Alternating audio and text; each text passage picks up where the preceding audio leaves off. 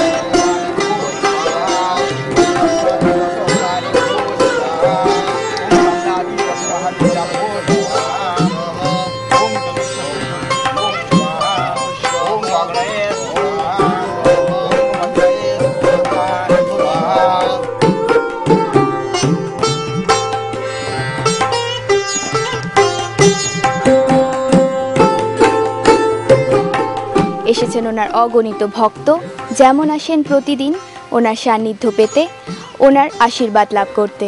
কথা বলে নেব এরকমই কয়েকজনের সঙ্গে। আপনার নাম? ডলি দে।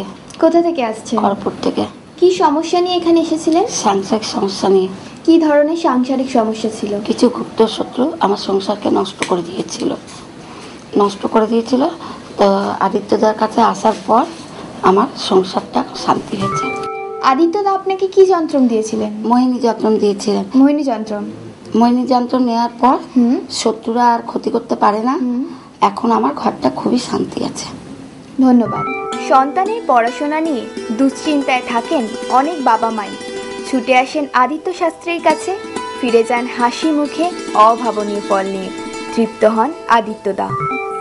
আপনি কি এখানে আপনার ছেলের জন্য এসেছিলেন? আমি আমার ছেলের জন্য এসেছি। কি সমস্যা ছিল? ওর পড়াশোনার সমস্যা ছিল। তারপরে আমি আদিত্যদার পেপার থেকে ঠিকানা নিয়ে আমি আদিত্যদার সাথে দেখা করি।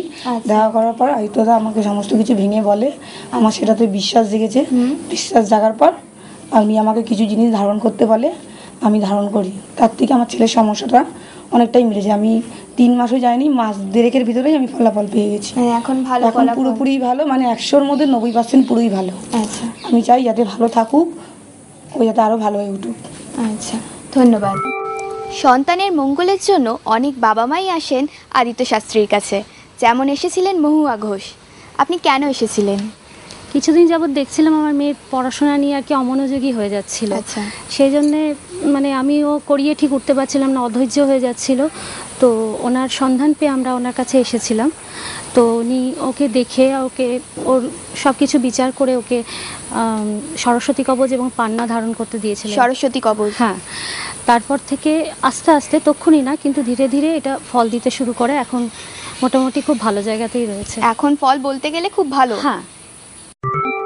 তোমার নাম? আমার নাম অয়ন্তিকা ঘোষ। কেন এসেছিলে এখানে?